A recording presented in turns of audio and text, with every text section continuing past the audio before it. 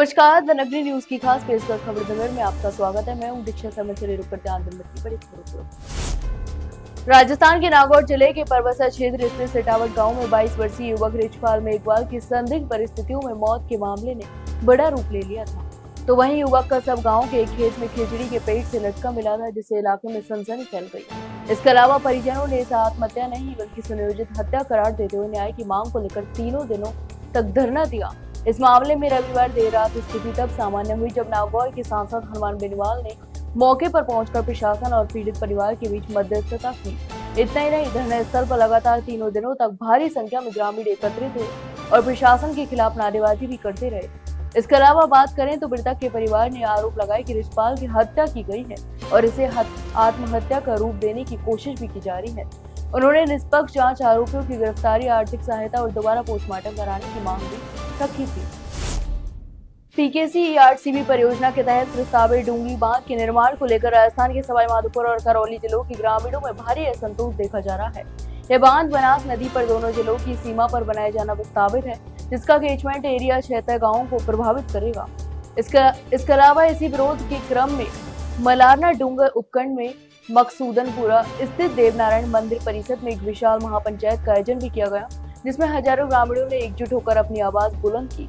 बता दें कि महापंचायत में स्थानीय किसानों और ग्रामीणों ने एक स्वर में डूंगरी बांध के खिलाफ अपना विरोध प्रकट करते हुए इसे विकास नहीं विनाश की योजना करार दिया।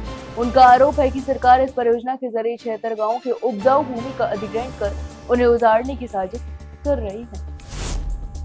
राजस्थान के झालावाड़ जिले के पिपलोदा गांव में स्थित एक राजकीय प्राथमिक विद्यालय में हाल ही में हुई एक दर्दनाक घटना ने पूरे इलाके को झकझोर कर रख दिया है। तो वहीं स्कूल की पुरानी दीवार गिरने से एक छात्रा की मौत हो गई और कई अन्य बच्चे घायल हो गए। बता दें कि इस घटना को लेकर न सिर्फ अभिभावकों में आक्रोश है, बल्कि स्कूल प्रशासन भी बेहद दुखी और असहाय महसूस कर रहा है।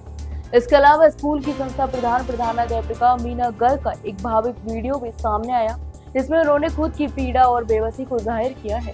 इतना ही नहीं, मीना गर्ग ने कहा कि हमारी क्या गलती थी, इस अनहोनी को कोई कैसे टाल सकता था।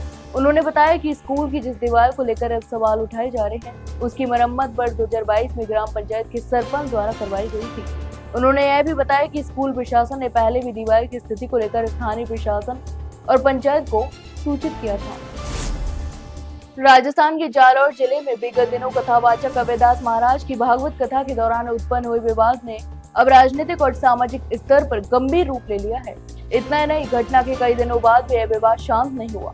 इसके अलावा कथावाचक के एक कदम ने क्षेत्र में सामाजिक तनाव की स्थिति पैदा कर दी थी, जिसे लेकर अब भारतीय जनता पार्टी ने मामले की तह तक जाने का निर्णय भी लिया। बता दें कि इस दिशा में पार्टी के प्रदेश अध्यक्ष मदन राठौड़ ने विशेष सक्रियता दिखाते हुए जांच के आदेश भी दिए। तो वहीं बात करें तो बीजेपी प्रदेश अध्यक्ष मदन राठौड़ ने इस विवाद की गहन जांच के लिए 3 संतों की एक विशेष समिति गठित की है। यह समिति 3 दिनों के भीतर अपनी रिपोर्ट प्रदेश नेतृत्व को सौंपेगी, जहां जांच समिति में शामिल संतों में स्वामी सुमेधानंद सरस्वती, महंत बाबा बालकनाथ और महंत प्रतापपुरी जैसे प्रतिष्ठित और प्रभावशाली संतों को जिम्मेदारी दी गई है। राजस्थान के झालावाड़ जिले में सरकारी स्कूल की छत गिरने से हुई बच्चों की मौत को लेकर लोकसभा में जमकर हंगामा हुआ। तो वहीं राष्ट्रीय लोकतांत्रिक पार्टी के प्रमुख और नागौर सांसद हनुमान बेनीवाल इस मुद्दे को लेकर लोकसभा के बेल में पहुंचे। उन्होंने हाथों में तख्तियां लेकर केंद्र सरकार और राज्य प्रशासन के खिलाफ कड़ा विरोध दर्ज कराया।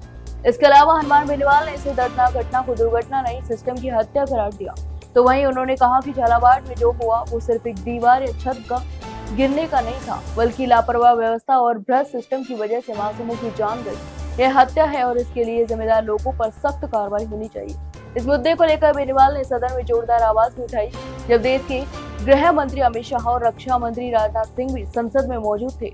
इसके अलावा उन्होंने सरकार से मांग की कि इस घटना की न्यायिक जांच करवाई जाए और दोषियों को तत्काल गिरफ्तार किया जाए। राजस्थान के पूर्व मुख्यमंत्री अशोक गहलोत का एक वीडियो सोशल मीडिया पर तेजी से वायरल हो रहा है। इसमें एक समर्थक उनसे ब्लैक कलर की डिफेंडर गाड़ी खरीदने की अपील करता नजर आ रहा है। यह दिलचस्प बातचीत उस वक्त हुई जब गहलोत का काफिला एक स्थान पर रुका और वहां मौजूद कुछ समर्थक उनसे मिलने पहुंचे। तो वहीं वीडियो में देखा जा सकता है कि एक युवक जो खुद को चाय की दुकान चलाने वाला बताता है, गहलोत से कहता है कि आप डिफेंडर गाड़ी में घुमा करिए, आपने बरसों से गाड़ी नहीं बदली। आजकल तो नेता हर 3 महीने में गाड़ी बदलते हैं। इस पर गहलोत भी मुस्कुराते हुए हैरानी जताते हैं और पूछते हैं कि डिफेंडर क्या होती है। जवाब में समर्थक कहता है कि ब्लैक कलर की गाड़ी होती है।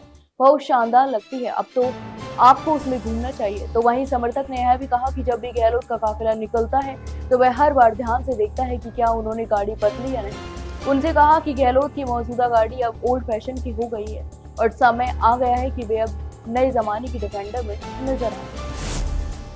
राजस्थान के टोंक जिले के पीपलू क्षेत्र में एक बड़ा हादसा उस समय टल गया जब सहोदरा नदी के तेज बहाव में फंसे एक पुजारी को एसडीआरएफ टीम ने 2 घंटे के कठिन रेस्क्यू ऑपरेशन के बाद सुरक्षित बाहर निकाला।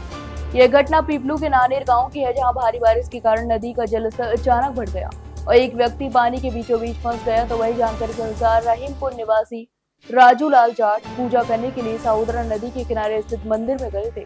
इसके अलावा पूजा के दौरान बारिश शुरू हो गई और कुछ ही देर में नदी का जलस्तर इतना बढ़ गया कि वापसी का रास्ता पूरी तरह बंद हो गया।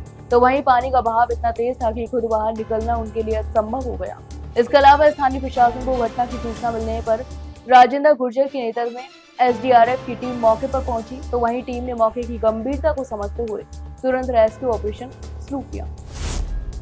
डीडवाना उपखंड क्षेत्र के नजदीकी ग्राम सुक्का से सेवा नाथूसर बेमूट खारिया गणेशपुरा बरडवा बनवासा दिलदार पुला के लिए रोड जाता है, वहां पर लंबे समय से जलभराव की समस्या चली आ रही है। इस जलभराव की समस्या से ग्रामीण बहुत ज्यादा परेशान है। प्रशासन ने इस समस्या के समाधान की मांग ग्रामीणों के द्वारा की गई। ग्रामीणों ने कहा कि पिछले 10 साल से समस्या चली आ रही है, लेकिन आज तक समस्या का समाधान नहीं हुआ। तो वहीं समय रहते प्रशासन ने इसका समाधान नहीं किया तो एक बड़ा जन आंदोलन करना पड़ेगा। इसकी समझ जिम्मेदारी प्रशासन की होगी। तो वहीं ग्रामीणों ने बताया कि उस रोड पर इतना पानी रहता है कि गाड़ी निकालना मुश्किल है।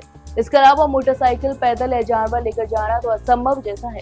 इसके अलावा समाज सेवी भगत सिंह फौजी ने बताया कि 10 से 12 वर्ष पूर्व जब ये रोड हाईवे निकल रहा था तो उस समय भी तीनों गांव सुक्का, सेवा तथा नाथूसर के ग्रामीणों ने इकट्ठा होकर पीडब्ल्यूडी तथा ठेकेदार को इस बात से अवगत करवाया था कि ये रोड नीचा रहने से यहाँ से गुजरना मुश्किल हो जाएगा तथा यहाँ दुर्घटनाओं की संभावना बढ़ेगी।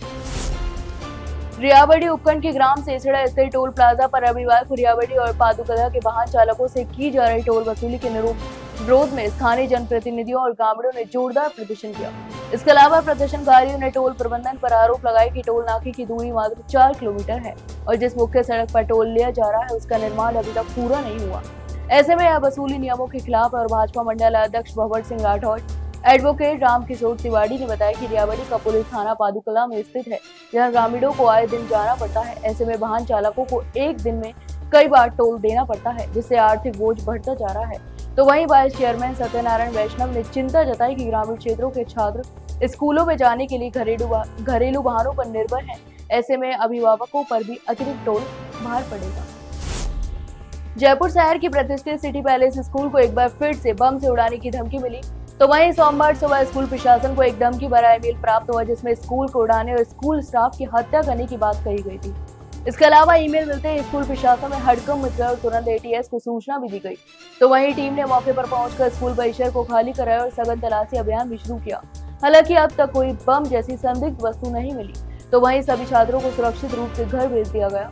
इस घटना के बाद अभिभावकों में डर और चिंता का माहौल बना हुआ है। स्कूल प्रशासन और पुलिस लगातार संपर्क में है और सुरक्षा व्यवस्था को लेकर सतर्क भी है। गौरतलब है कि 16 जून को भी इसी स्कूल को ऐसी धमकी भरा ईमेल प्राप्त हुआ। उस समय भी पुलिस और डॉग स्क्वाड की टीम ने गहन तलाशी ली थी, लेकिन कुछ भी संदिग्ध वस्तु नहीं पाई गई। तो ये थी दिन भर की तमाम बड़ी खबरें। कल फिर आपके साथ रूबरू होंगे, तब तक के लिए नमस्कार।